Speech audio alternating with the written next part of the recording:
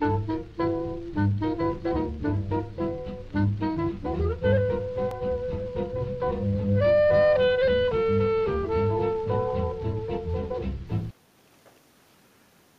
guys, it's Jonah here once again, and we're back with another beer review, but this one is a very special one. I thought I'd do it tonight, which is it's about 2 o'clock in the morning, and I've just been up, as you do, speaking to Zippy on the Vaughan TV, and he's working tomorrow, but I'm not, so I thought I'd have a special beer, and this one is really special. This is the Hoegaarden Forbidden Fruit, and well, it's not called the Hoegaarden anymore, but this used to be the Hoegaarden one. They're owned by InBev now, and this was the first Belgian beer I ever had in a pub called the Druid's Head in Kingston upon Thames. It was in a pint, I think, or whatever glass the special glass was. This is a 33. It's 8.5. 8.5? It's ridiculous. And it says serve between 5 and 6 degrees centigrade. So it's been in the fridge, and the fridge I think maxes out at 5 degrees. Chamon. And everything about this little bottle is cool. I mean, that label for a start. Absolutely brilliant. Kind of Adam and Eve kind of theme going on. Belgian, obviously. Look at the cap. Got your little lock on there. And what not a lot of people know, that, is that each Belgian beer has a special glass. But unfortunately, this is the wrong one. This is the Grand Cru, but also from Hoegaarden. If you look down here, see that logo? That logo is also mirrored on the cap. So it's the right brewery, but the wrong glass, fluted glass.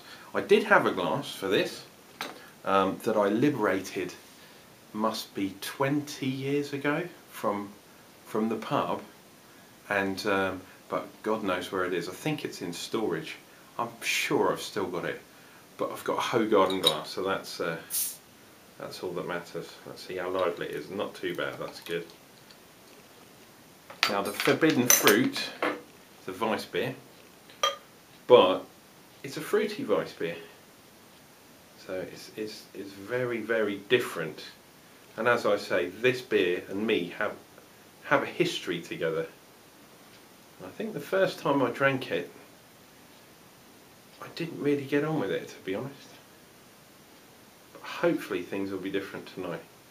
Now, because it is a Belgian wheat beer, Weiss beer, going to pour everything in, sediment and all. Now, look, ooh, we've got a little discoloration. I don't know if you can see that in the head. Definitely the yeast you can smell. Look at that colour. Look at the head, man. I mean, everything about this beer is amazing. I'll hold it that way round so you can see the old logo of the Hoegaarden. We've got well over a finger's head. You can see the bubbles. I don't know if you guys can see the bubbles coming up. This is one fizzy beer. And the smell, as with a lot of Weiss beers, it's all about the yeast. And if my Flemish was any good, I'd be able to tell you what this says.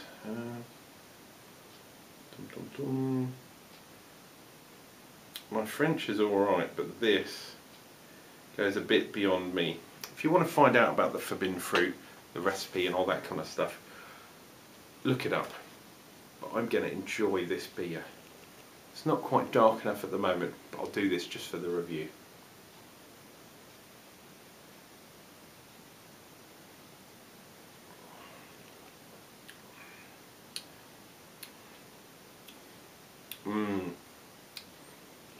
We're getting that banana, which is synonymous with good Belgian beers. It's not often I get that, but there's something deeper, getting quite a malty kind of profile. Not much bittering, to be honest. Belgian beers tend to be a bit lighter on the bittering, so you can taste the yeast and the malt profile. It's not always the case, but generally so.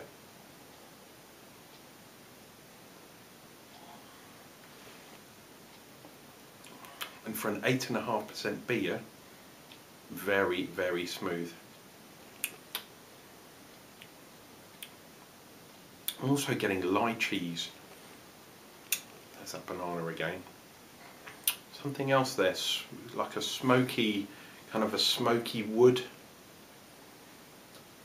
Ooh. Carbonation. That's what Belgian beers need. See if I close my eyes, will that make a difference?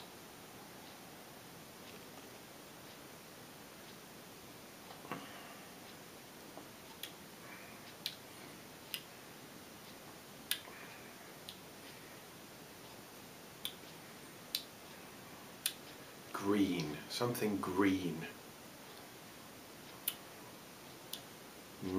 Maybe like a maple or a birch sap or birch syrup. Very seasonal. This, in my opinion, is a very, very good beer. It's gorgeous. Carbonation is a little bit on the heavy side. As soon as you drink, your mouth is coated in foam, like a rock, a peninsula rock out at sea, getting battered by the foam. And it's hard to pick stuff out straight away. You have to wait for the flavours and the taste to develop. But develop they definitely do. Man, what more can I say? If you can get some of these, this one I think I got this one in, did I get this in Waitrose? Or was it Noble Green Wine? One of the two. If you can get hold of this, definitely try one. Definitely. And it's not marketed as Hoegaarden anymore. As I say, it says InBev on the back, and InBev obviously own Hoegaarden, amongst other breweries. I believe the main money in InBev comes from Brazil. So if you go to the World Cup, search this one out. If you're drinking at home, how about that for 20-year journey through time to my first kind of craft beer, if you like. And I don't think I appreciated it as a lowly student back in those days, but as a beer snob, which I'm most definitely not, I still appreciate the finer things in life. This one is a very, very good beer. Get yourself some now.